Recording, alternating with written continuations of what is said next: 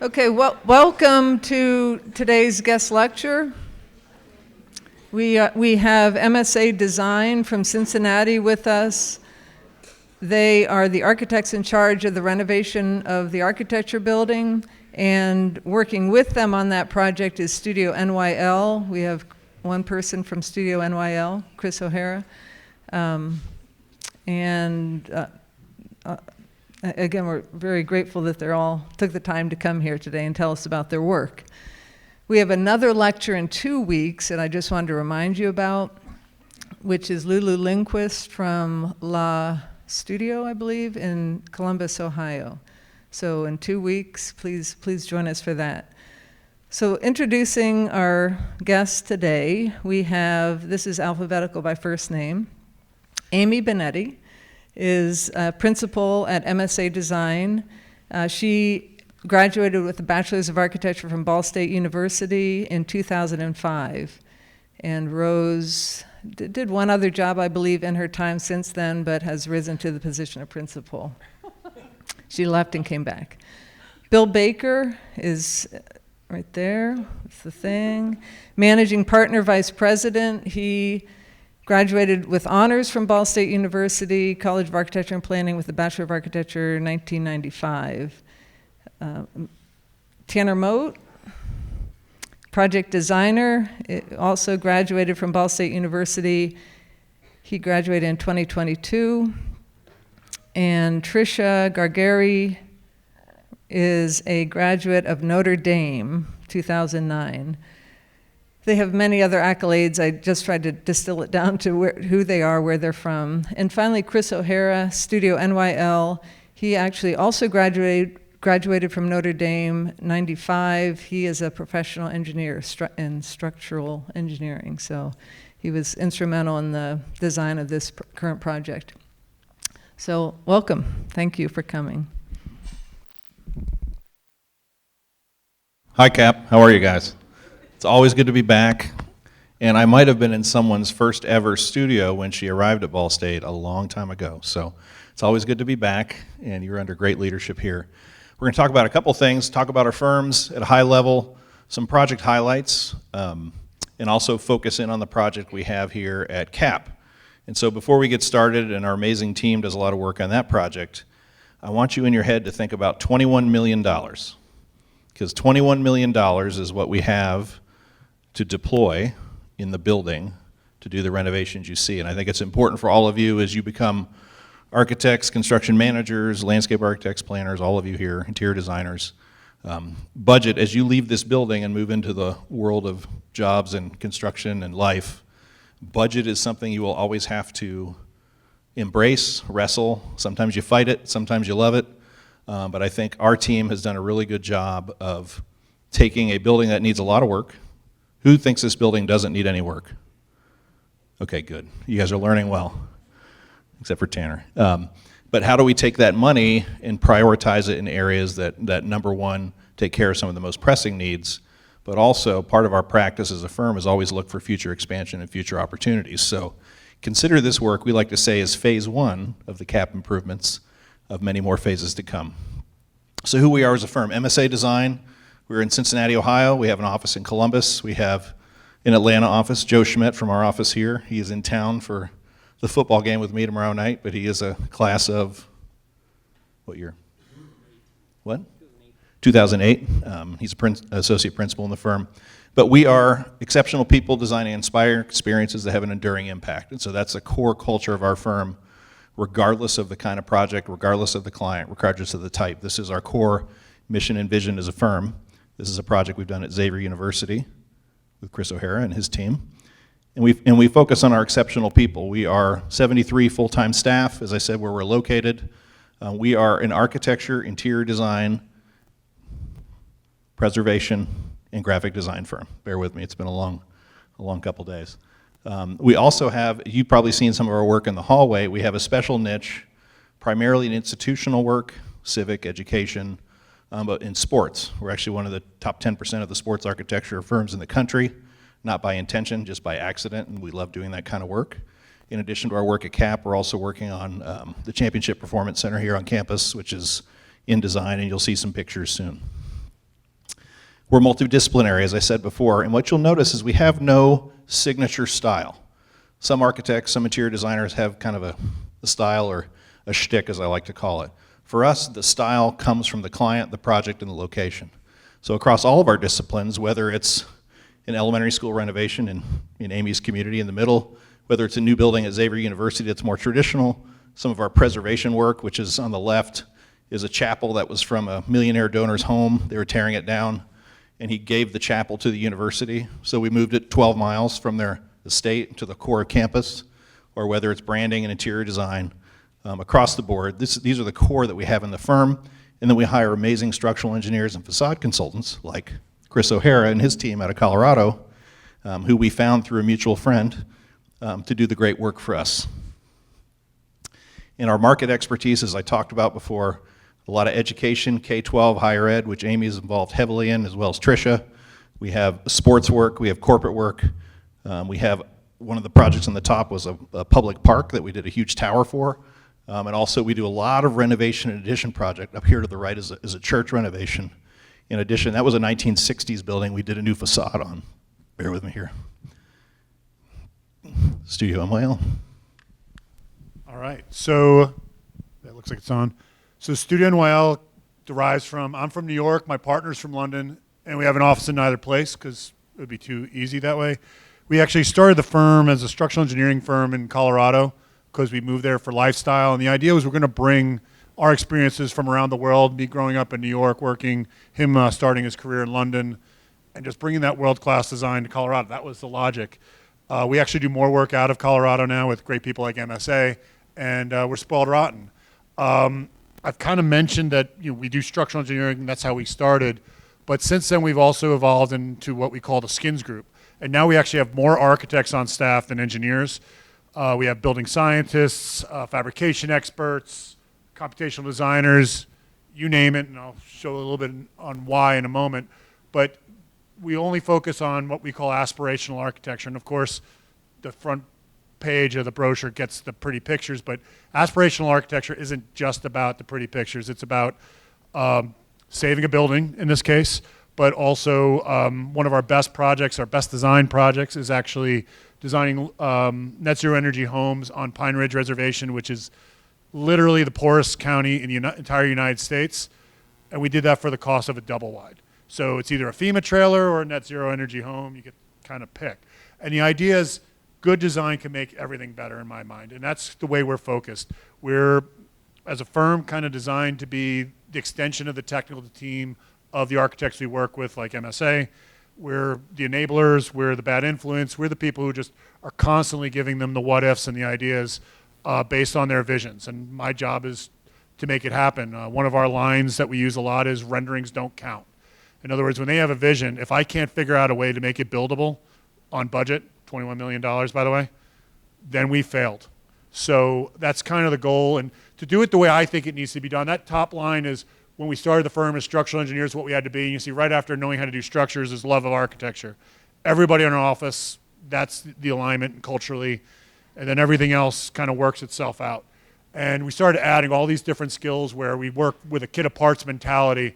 And then as we brought in the skins group, for those of you who don't know, AWRB is air and weather resistant barrier, but we started adding elements that we needed for facade design, all the different performance elements. So we're the dorks in the background helping the details, making sure we don't get condensation, getting building performance, things of that nature. And then evolving all the way down into digital fabrication, computational design, some of the craziest buildings in the world. That's kind of what we've kind of done. And every one of those icons is a person. As we've evolved the firm, the people who've joined the firm made those icons happen. I didn't know I needed them until somebody in my office told me we can do this better this way, or we can add this scope. The skins group didn't even start till we were in business for almost 10 years. And one of my guys who was an architect and a structural engineer said, we should do more facade work because we're good at it. Let's keep doing it. And we built the team. Now granted, as you look at the number of people and the number of icons, multiple people wear multiple hats, and we try to have these agile athletes that can make great design happen.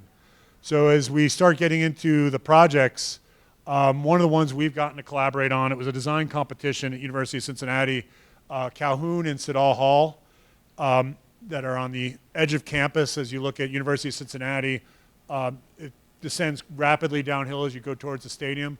these two buildings you see here, similar to this one, were existing buildings that were performing badly. And, you know, as most colleges had a need for more housing. And on this particular project, we were trying to breathe new life into these buildings, get them to perform better, breathe new life into them. When you think of like our buildings and embodied carbon, the buildings we don't build are the best buildings, right? So how do we save these buildings? How do we keep these elements from going to a landfill? Similar to this one, these are big concrete buildings that didn't perform well. And so there is no dismantling. And this is the shot I really wanted to see. So as you look at the existing on the left and then moving to the right, we actually were able to tune that building to be reconstructed quickly, because every season, every semester we lost, the university lost revenue and lost housing for their students. So what you can't really make out is those lighter lines are actually columns outboard of the facade. So what we did is we scraped off the entire facade, filled in the floor, and then reclad it. But the trick to make this project work was how fast can you reclad it. And in this particular project, from the moment they handed the structure over to the facade contractor, we were able to reclad the tower in 6 weeks. And we're able to do that through panelization. So it's not just, oh, we have this panel with, like H does, and this panel with a metal panel. Everything is in the panel. We refer to them in our office as mega panels. They're about the size of a truck. In this case, 24 feet long by 10 feet wide, because the floor to floor was 10 feet. And it's got everything. Your windows, insulation, thermal barrier, thermal breaks, structure, boom. You put it on the building, it's done. Move on to the next panel. And I think you're getting to a point where almost a floor a week, or floor and a half a week. And then we did so well on the first one, they let us do the second one. There were sister buildings, and as we were looking at it, it was no guarantee we were getting the other building. And some images that going up. So there you can see the mega panel. This is one of the ones with some of the larger windows, but all that in place in the shop, and they just gasket together and fly up the building. Some more just beauty shots of getting a little bit of texture in the facade, and photos I need to bug Bill to get, because these are awesome photos I don't have. And also turned into a massive landscape gateway project for this that I really can't speak to like you guys can, and also got the gateway project, so the dining hall that went with it.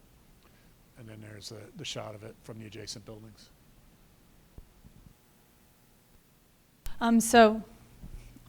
Stand at the front. So we worked on the Mercy Health Training Center facility. This is for FC Cincinnati, which is an MLS team. And this is a 30,000 square foot training center. So their first team trains out of here. They have 5 academy teams as well as their second team. So this is the front entry. We used fiber cement panels as well as a lot of glazing in the design. And this kind of shows all the parts that go into a training facility. So you have the academy on the right side. You have the main entry. You can see there's a lot of solid on that first level. This has equipment, laundry, a lot of the back of house spaces, and then all of the player spaces face the pitch. So that first team is where the first team trains, and then you have 2 natural pitches and a synthetic pitch in the back. This is as you enter. So obviously brand is very important in the sport world. So we have a lot of blue and orange, and as well as their crest up on the elevator.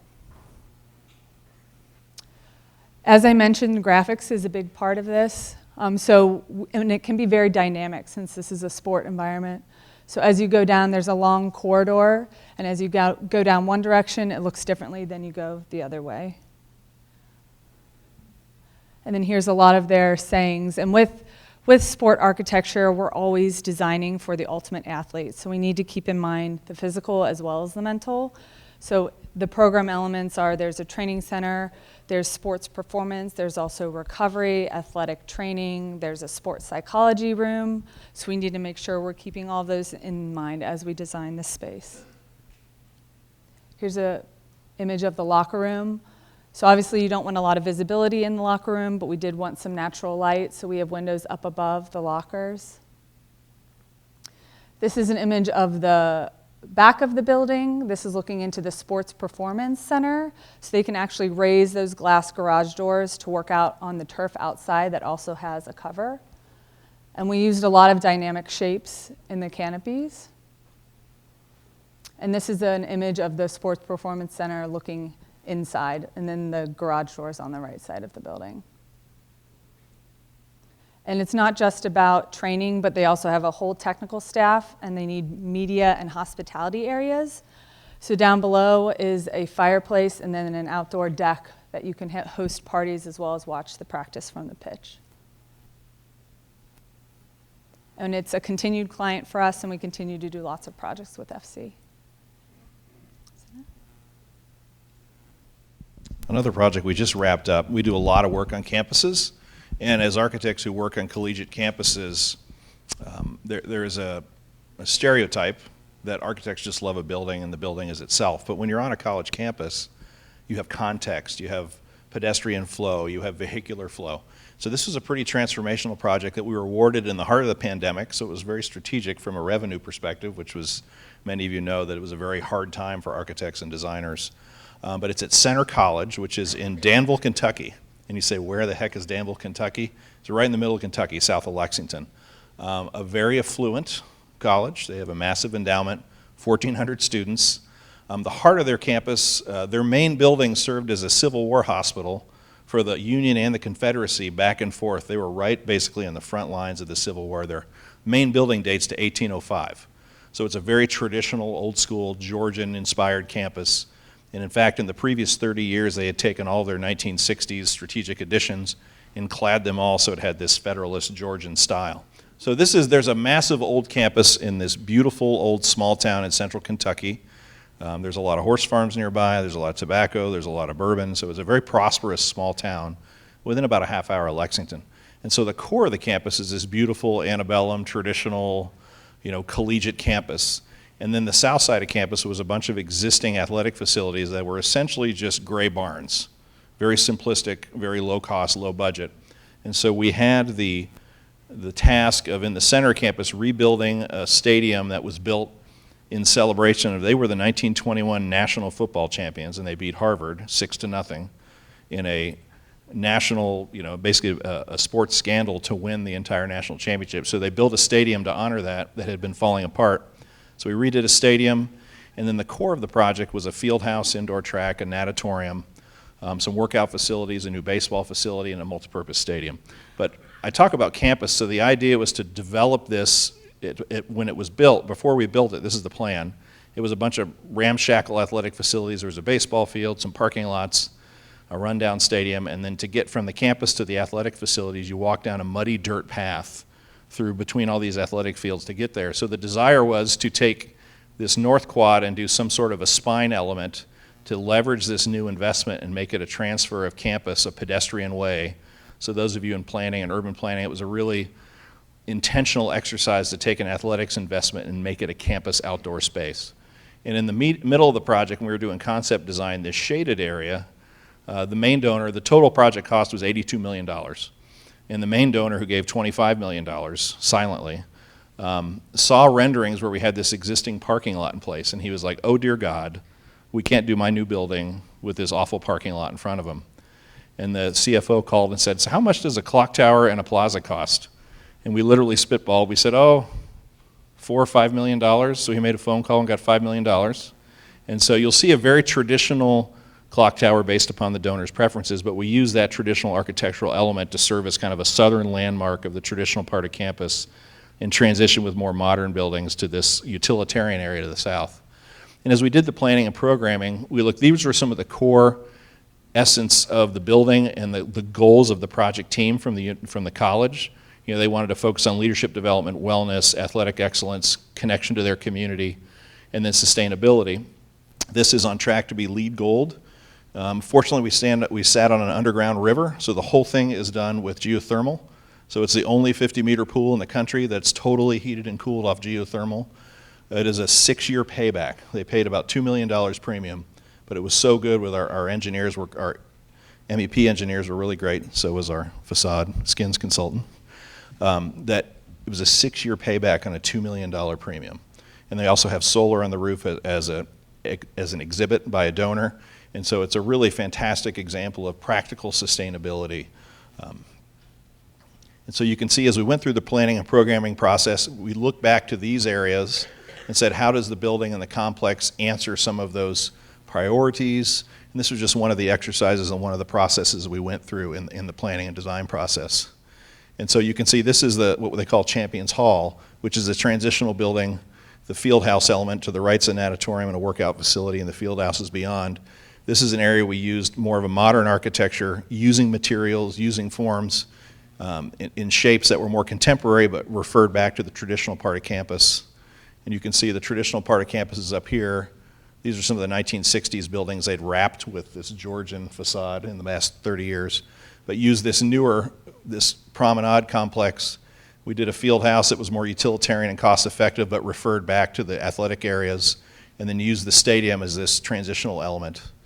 And this was the donor's wish to get rid of a parking lot. He's still yet as named, unnamed, but he comes every weekend down from Louisville for any football game. Nobody really knows he gave as much as he did, but he's pretty proud of it. This was actually cast and built by the last bell foundry in North America, which is in Cincinnati. So those of you who get into the bell business or landscape architects doing bells and clock towers later in your career, the last place you can have a bell made in the United States is in Cincinnati, Ohio, since 1840. Real quick images of the field house, the pool, the natatorium, very traditional, but using a lot of light, a lot of transparency. Chris and his team were instrumental, especially as architect's perspective is the most liability, the most dangerous building type for an architect from a liability perspective is anything that involves water, whether it's frozen or warm. So Chris and his team were instrumental working with our architectural team to make sure the envelope was tight, it was detailed properly. We took into account the fact that this is a 75-degree indoor water tank that was spewing off humidity and moisture, and so they were really, really invaluable for us through this entire process. And just some other images of the interiors. And then the outside. We tried to keep it as contemporary as possible within this transitional element. And so this is one that actually came in on time from our perspective and on budget. However, we almost had a pool collapse. Those of you going to dinner, I can tell you about a contractor who mucked it up. But we came through okay in the end, and it came in a few months late, but in general, the college is very, very happy. And then one we just finished for our hometown NFL team, first home victory, Houday. That was great news. We were hired by the Cincinnati Bengals last spring to redo their locker room. It was a beaut. It was one of the oldest in the NFL. They are the last team in the NFL that practices and works out of their stadium. So they don't have a training facility. I know the Colts have a facility. The Bills, everybody, the Browns have a facility. Their offices and their workplace is their football stadium. And so we had this everyday workspace, and it looks like this most days. It had not been untouched essentially since 2000. And we transitioned it into a state-of-the-art through our interiors team, working with manufacturers and off-the-shelf equipment systems. So our interior design team did an amazing job on this. And essentially the floor plan didn't change, it was just recladding all the interiors. This is one where we use lighting as a real feature because it can tune up, this is a game day setting, it can be really dark, it can be really light, depending upon how they use the space. And then we also used a manufacturer who does lockers and locker design and put that equipment in the space and try to play it all off together. And you can see played off the tiger stripe theme, redoing an existing space, and then this was an off-the-shelf product from an Armstrong ceiling, but again, put it in a place that was unconventional to give it some uniqueness, and so now it's considered the best locker room in the NFL, and they went from the worst to the best. And you can see playing with ceilings and detail, and I won't get into too much on this, but it was a really, really fun, detailed project, and we got to work with the owner, the family who runs the Bengals, who were very involved and really, really cared about, wanted to make sure that, as they said, their players and their team had a great place to go to work every day.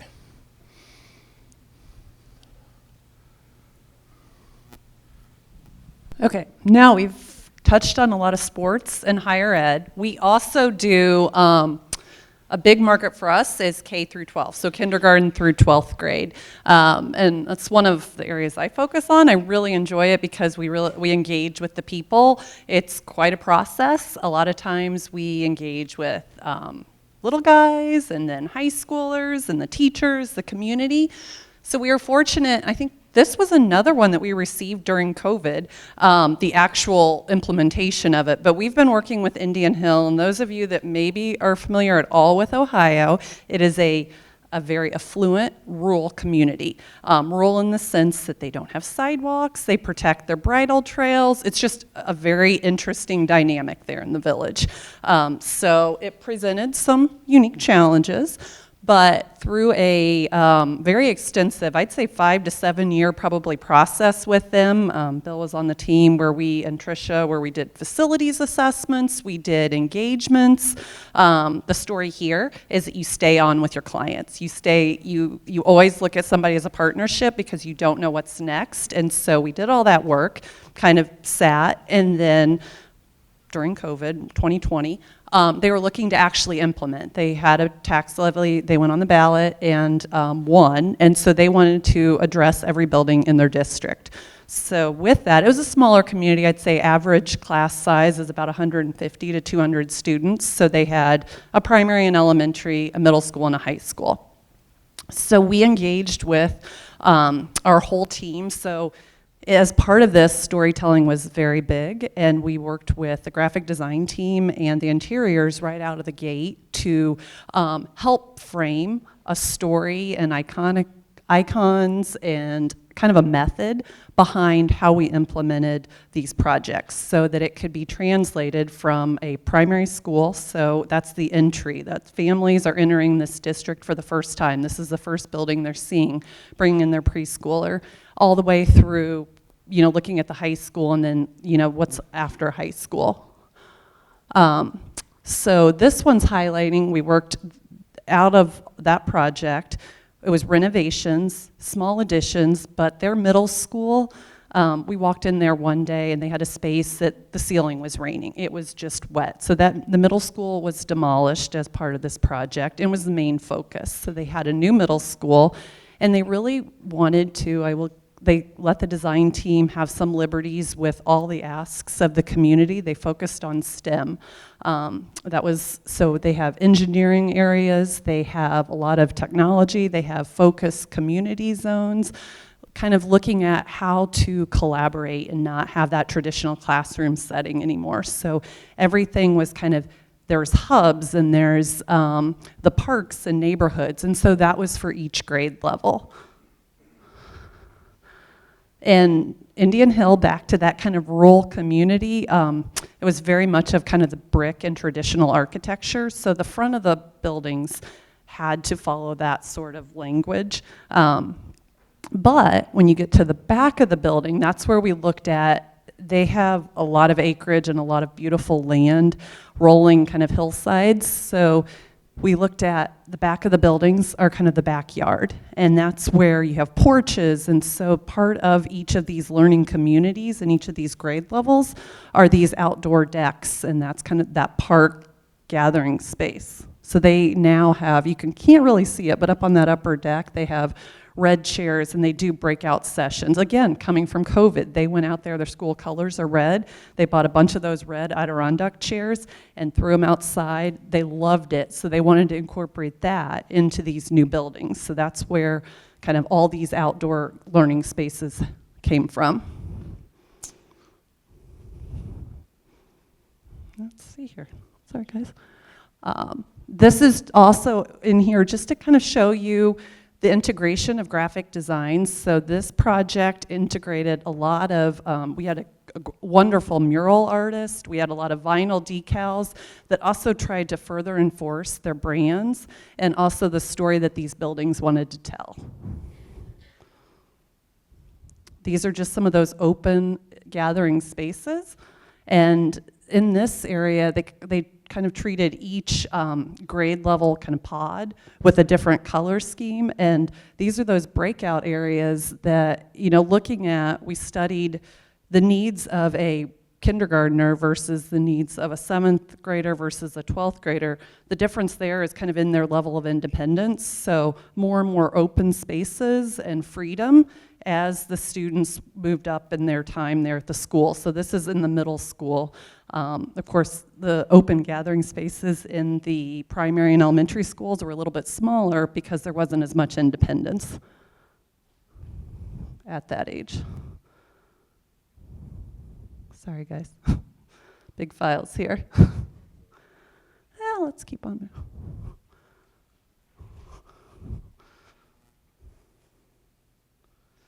And here is just another type of space within the buildings. The story here is this was just an existing auditorium space that just a little bit of paint and ceiling work and some flooring helped to really revamp it.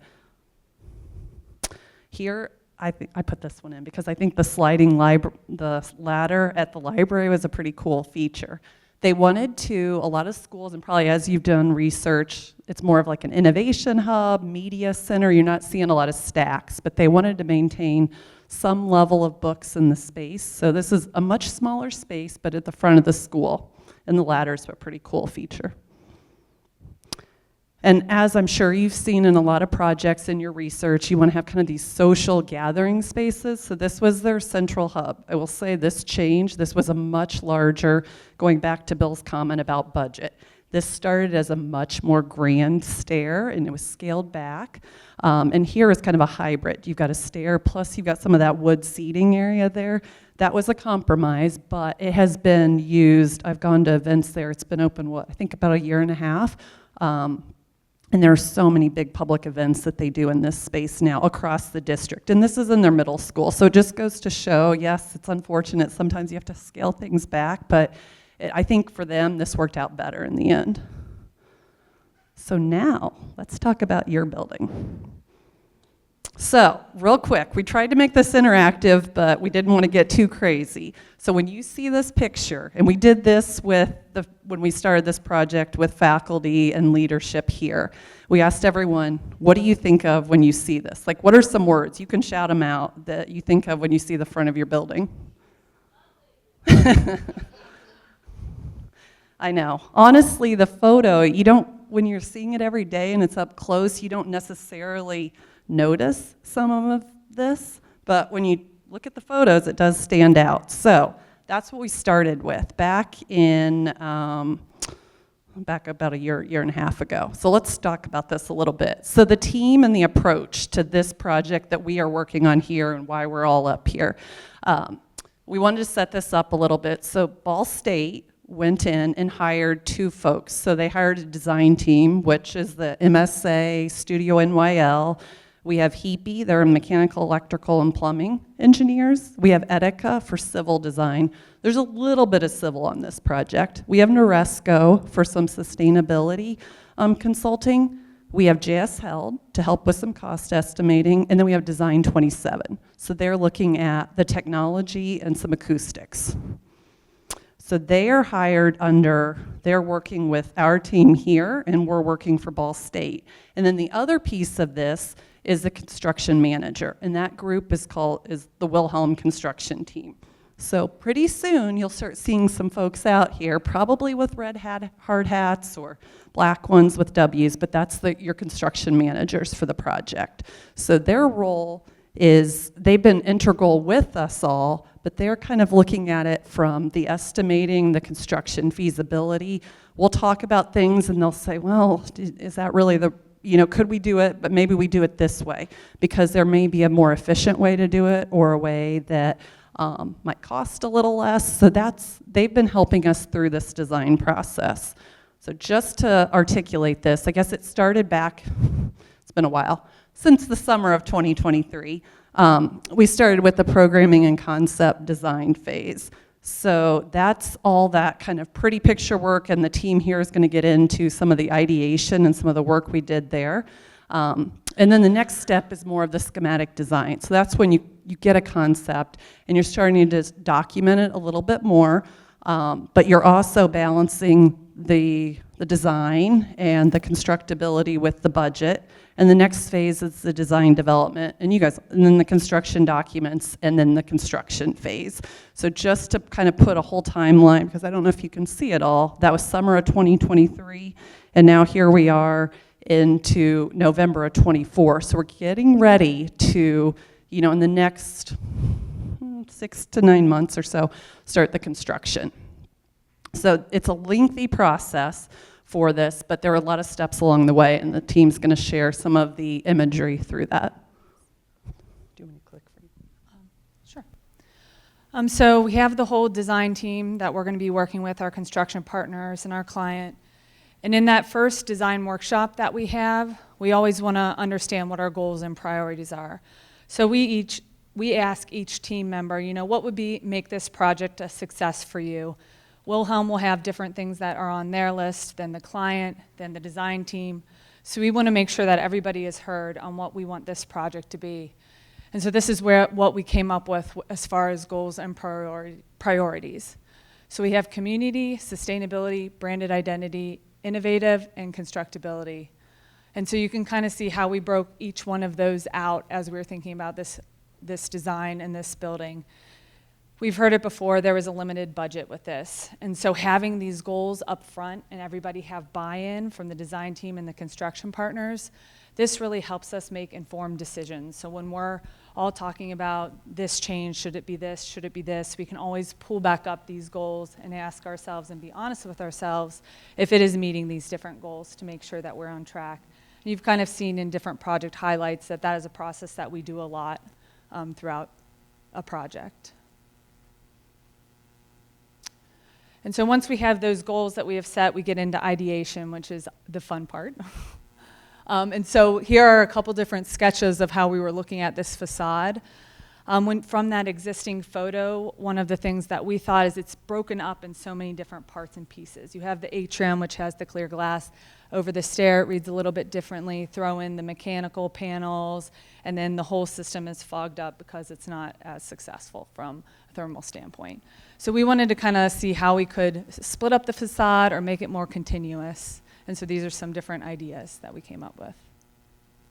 And then we got into some diagramming. So we usually start big and work ourselves in, and Tanner can walk through some of these diagrams that he put together.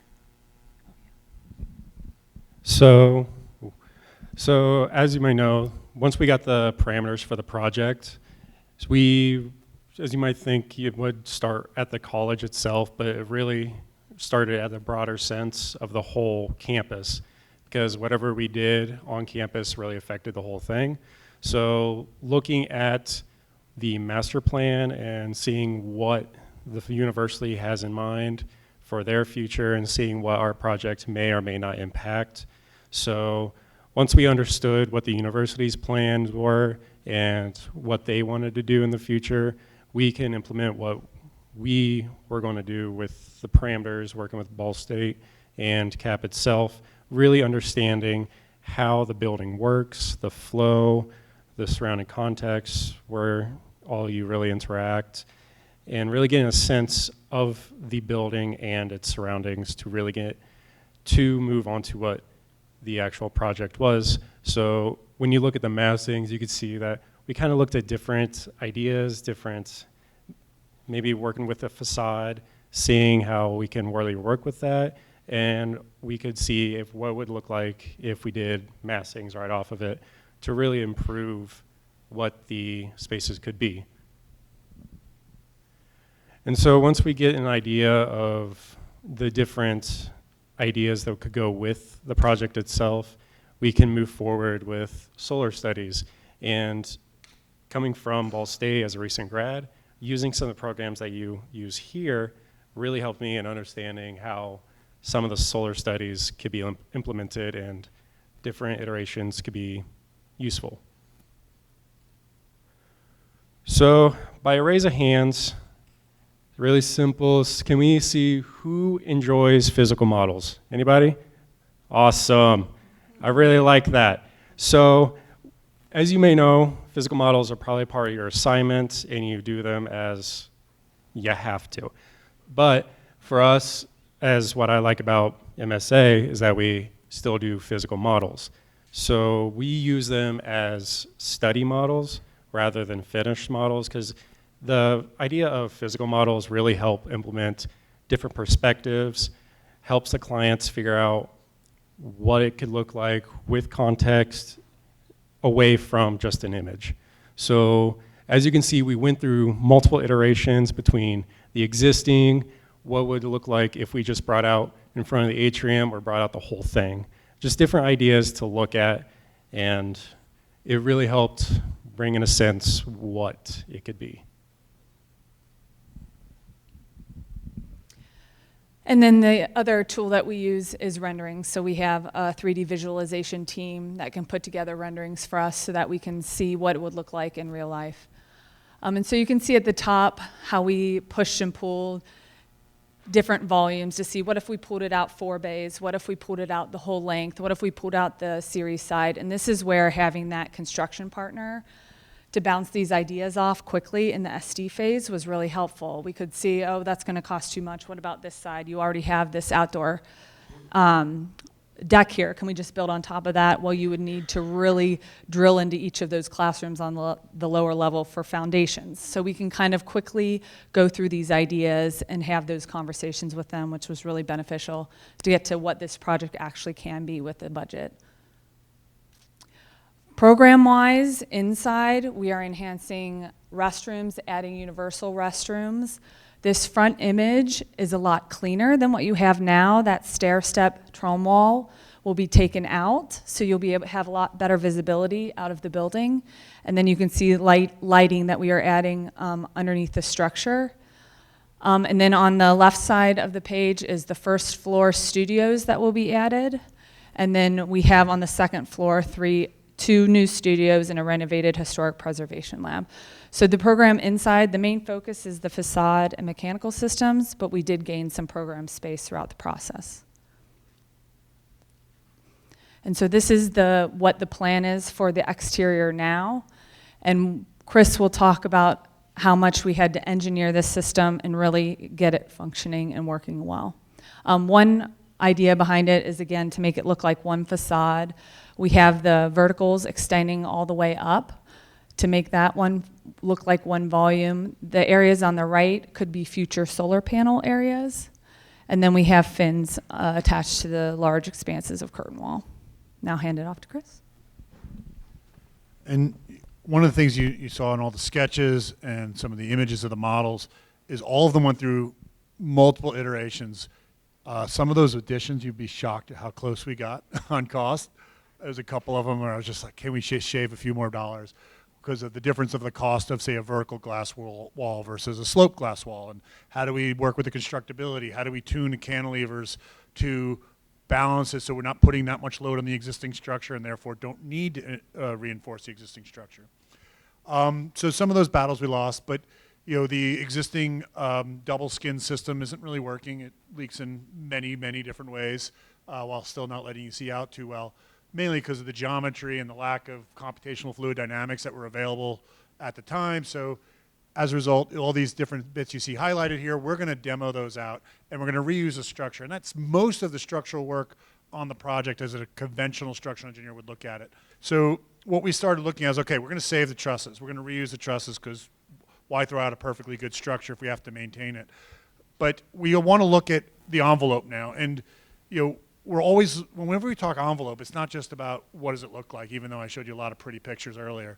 It's about performance. How do we reduce the loads for Heapy, the mechanical engineer? How do we start to balance this in? And what you're seeing here on this inverted pyramid here is the best bang for your buck when you're looking at getting better performance out of a building, a mechanical system. Where should you be spending your money? And the first step is site location and orientation. Well, we're an existing building, big south-facing glass wall. So we kind of already blew that one. So how do we make the enclosure better? How do we reduce the load? How do we make Heapy's work easier for them? How do we make use of as much material as much of the mechanical system as possible? And we do that by reducing their load. Better U values, thinking about self-shading where we can, and once again, south facade, a little bit hard. But as we start to do that, and you notice way at the bottom, PV, solar, stuff like that, unless you happen to be over a thermal river underneath your site, generally isn't going to be cost effective relative to making your envelope better. If it's not clear, I'm subtly biased in the matter. So as we start to look at what is going on with that facade, it's old. So they made, this is before thermal bridging was really looked at. This is before we thought about conductivity of the system. And if you look at what we make our facades out of, it's made out of aluminum. One of the primary things we also make out of aluminum is cookware. And we do that because it conducts energy well. It passes the energy through, which is really terrible when we're trying to get a facade to perform well. So what you're seeing in the thermal image on the left is what a curtain wall of that era is going to perform like. And that green going in to out is bad. This is not green is good kind of moment. Whereas the thermally improved one, this isn't even a properly thermally broken diagram. You can see the wonderful rainbow never comes all the way to the inside and it's starting to work better. But when we look at this, when we look at our aluminum curtain wall systems, all the intelligence of that system, you look at these images on the right, is what we need in our facade. It's how we keep the building from leaking, and Bill's first rule of facades is I'm not allowed to let it leak, and he generally blames me if it does, which it hasn't yet, not as far as you know. And then that's where our thermal breaks are. That's how we delicately touch the brittle material that is our glass. So everything that's important about how our facade functions, with the exception of structure, happens on the left side of that line. Everything to the right is just dumb structure. It could be anything I want it to be. And in this case, it can already exist. Why are we going to throw out all those aluminum mullions? And the reason normally would be they don't perform well enough. We need to make them perform better. So we start looking at, like, say, a standard rain screen. I'm going to apologize for, I had to zoom into an image to get this one on the right. But your normal thermal break that you see in a curtain wall uses these isocore dog bones that link usually a conductive metal on the outside, a conductive metal on the inside within a non-conductive material, versus on our more modern technology, we're using fiber reinforced polymers to separate our opaque cladding from the inside. And so what if we took that same idea to our curtain wall, right? So you see those same dog bones in a thermally broken, I think that's a Conair or EFCO system there. What if we took this orange and made it more like that Cascadia clip, more like that fiber reinforced polymer? And what we're able to do is get it to perform better. And this is a retrofit product that we propose on multiple projects, which I'll show in a moment, where we take the existing mullion that you see there and slide this polymer over it. Sorry, I don't have my graphics aligned that they're the same color, but pretend yellow is orange. And the idea is that we're going to put this non-conductive material over the highly conductive material. We're going to move the inside face of glass further away from the conductive material, and it's going to perform better. And so the first case study, because let's face it, if I'm going to get people to do it, I got to convince them we can do it. You know, when we talked with our contractors and our cost estimators, whenever we do something that hasn't been done, it costs money. So as we start to look at this as a theater in Colorado, we took this basic concept of a veneer extrusion. All the intelligent parts of our curtain wall, instead of making it out of aluminum, we made it out of fiber reinforced polymer. And the idea is that we're going to take that and mount it onto the existing mullions. So this first study you see here is a baseline for that theater, where the logic was, well, the best way to avoid a thermal bridge is to have nothing go through the facade. So we're going to adhere the glass to the mullions with structural silicone, which we do all the time. It works great. But the silicone is going to be a lot denser in your gaskets, and at the other side of the silicone is still a highly conductive aluminum. So even with this, which is about as well as we can do as far as conventional systems, we're getting this down. Sorry, I meant to have a blow up of the U value of the system. We're getting 0.38, which is just barely legal in Colorado as far as what we're allowed to do. But we're using the same polymer system. We're actually able to get this down to 0.32 for the overall system. Sorry, that text is way too small. But the idea is we're 15% better by using the polymer. So that's one way we can improve the glass. And you start to see it in different conditions. And then here we got what we're going to have with our existing mullions. So all the colors are from Therm. It's an analysis software we do to check thermal conductivity, condensation potential. But what you can see is we got that original blue is the aluminum. We actually have these spacers to flatten out the surface, and then we just mount this veneer extrusion right on top of it. The reason we did this rather than that cute mated one that I showed on the image earlier is this die already exists. We don't have to pay extra for this. They can just extrude this whenever they want. Therefore, we're already saving money. And as you look at this project and you start looking at all the different conditions and getting the area weighted values for the insulation, for those of you who don't know, U factor is just the inverse of R value. So if you're used to thinking R value, just do 1 over and you'll get the number. But we're able to tune it, and the numbers on this are better than the best thermally broken system on the market. And we did it with a retrofit. We saved all the existing aluminum, we reused it, and then reglazed it. So you can start to see it going in. So pre-light material, low tech. The black is the protrusion.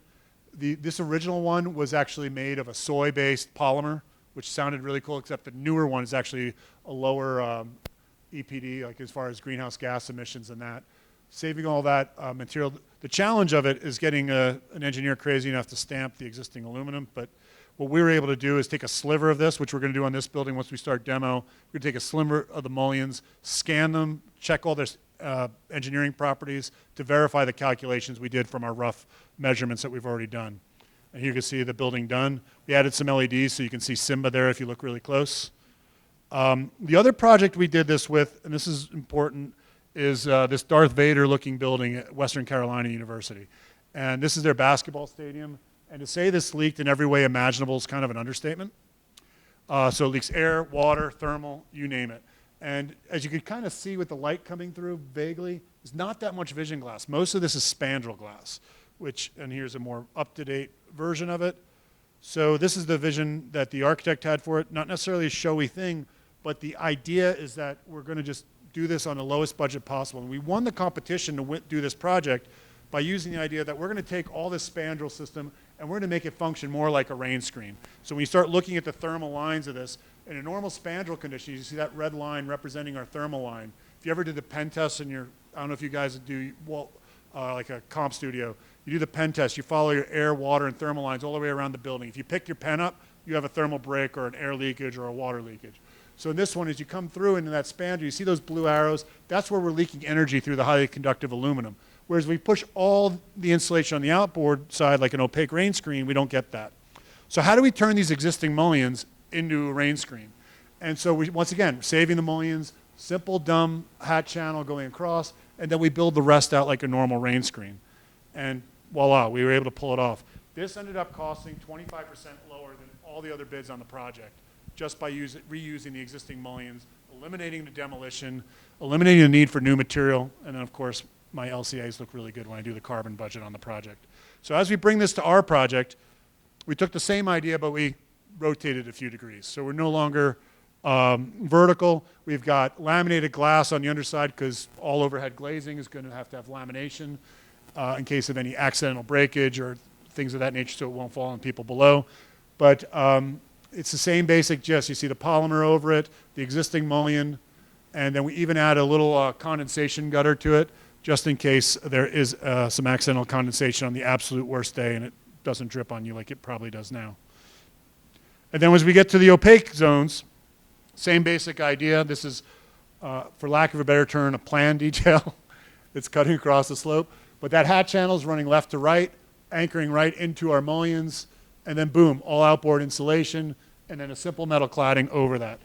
By creating more texture on the building, we get a little bit of shading, not much, but most importantly, we're getting proper roof insulation out there. This is about 10 times the insulative value you would have gotten out of a standard spandrel panel that exists on your building now in the places that are truly opaque.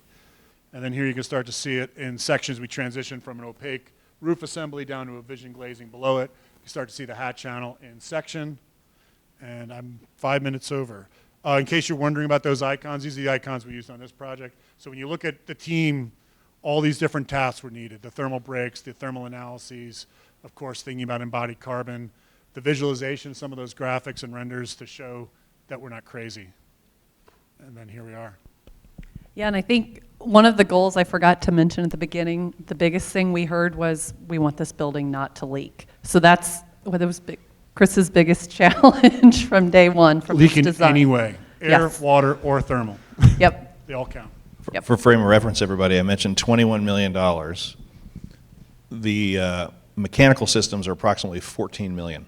So think about none of the things you all touch other than less sweat and more comfortable air is all behind the scenes. So really the architectural, structural elements, facade elements represent only a third of the project budget now. But the systems we're putting in place, the strategies we're putting in place allow for instance, the work in this original building to happen over time. There is some work that's going to happen in here. But again, this is a good example of, you know, you'll be in studio, right? I want to do this College of Architecture building, $100 million, whatever that is. So this is a good example of in the real world, and we really enjoy these kinds of challenges that here's the number. This is what the state legislature gave Ball State. How can we leverage that capital in a way that takes care of the leaking, which when I started here in 1990 and it was 6 years old, it was leaking like a sieve back then. So 40 years of failure. How do we get the building tight, get rid of the leaking, all the different things, but also get you some new studios and make the building more comfortable. And hopefully make better space in that atrium. Yes. Like you look at the volume that you have and at the same time how dark it can be in certain parts. By opening that up, I think you're going to change a lot. And we did look at additions and renovations, as you saw, and it was anywhere between $8 to $12 million more. And so it just flat out just did not exist in the capital stack, as we say. So, questions?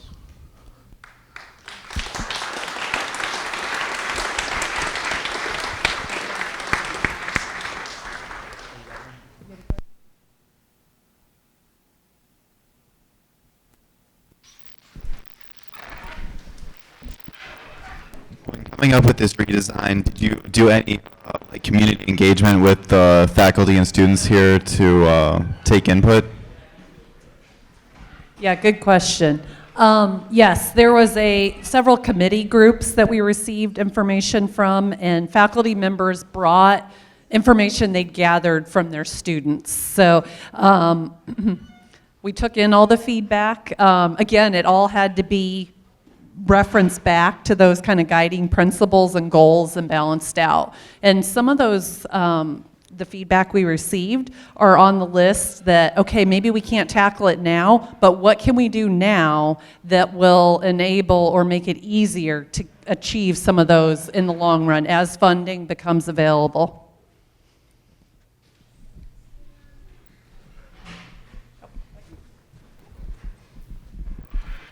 On that note, does the fact that we're putting all that money into the slanty roofs mean that we're not going to get the boxy style ever?